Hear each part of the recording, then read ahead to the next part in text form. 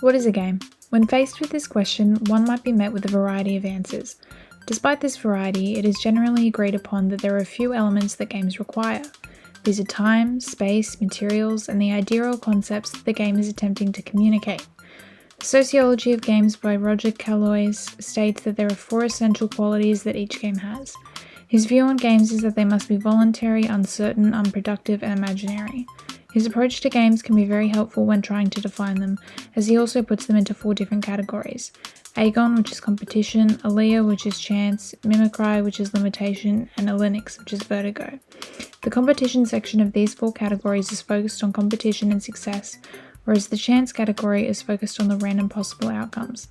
The imitation section involves being someone else, like a character in the game, and the vertigo category is when a game is focused on physical movement, like dancing for example. In Understanding Media by Marshall McLuhan, it is stated that games reflect our culture. By seeing our current culture reflected in the games of today, it can be argued that games will always be a representation of a current social climate or way of thinking. Another way of looking at what games are is by seeing them as ongoing processes. This way of thinking comes from Thomas Mallaby. He argues that games are not just objects. They always have the ongoing potential to change. While there are multiple different definitions for what a game is, all of these ideas help to understand what they are and what they mean to society better. An important aspect to look at when analysing games is both genre and industry. The genres can be divided into 2 categories: mass market games and niche games. Within the mass market genre, the most common games are family games, party games and strategy games. Popular niche games are Euro games, European-style games, and Ameritrash, American-style games. It's important to distinguish these 2 genres when looking at gaming as a whole, as niche games cater to people's specific interests, creating a more engaging and meaningful experience for them when they play. On the other hand, mass market games are made up of a variety of different genres, made to be appealing to a lot of different groups. Another important aspect of games is theme and setting. The theme of a game refers to its concept and any ideas that are essential to its gameplay. It gives the game a narrative for players to follow and have an engaging experience. The setting, however, refers to the environment of the game and the time and place it takes place in. The setting of a game almost always goes hand in hand with its theme, as both are crucial to the player's experience. In class, I had the experience of playing the game Tokaido.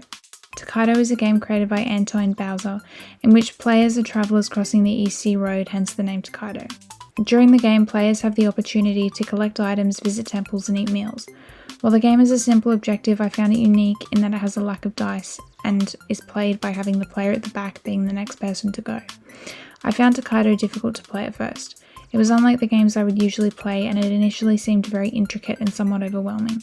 My group had to work together to research and understand it, and once we did that, the game became increasingly easier to understand and became enjoyable to play. It became obvious that players need to consider and use a well thought out strategy in order to win. The game was made with an obvious love for Japan, which made me think about how games should be created from a place of genuine creative passion. I expected to be confused at the beginning because I wasn't familiar with the game or how it worked at all. I knew that it would take some time to understand, but by acknowledging that the only way to understand was by trying to play and familiarise ourselves with the game, my group and I were able to not only understand it better, but we were able to confidently play, strategise and enjoy the game. My initial response to the game design was that even though it was initially confusing, it was clearly very detailed and appealing to look at. The design of the game made my group, although initially feeling as though we were not going to understand, eager to try and play it, therefore making us familiar with it and more confident when playing. Due to multiple different cards meaning different things, there were plenty of opportunities for strategy to be employed, and this experience made playing the game interesting for the group. What I found really interesting about Tokaido was how the game's rules, story, and setting all worked together to make the game a unique experience to play. The design of the board and cards were all very aesthetically pleasing and made the game in which we were playing against each other, knowing there could only be one winner, not stressful or intense like some other board games. By having no dice and having the player at the back be the next to go, it became very clear that this game was different from a lot of other games I had played before. Tokaido's unique rules and design worked very well together to be an effective gameplay experience. I think it definitely inspired me when it comes to gameplay design and was a very interesting experience overall.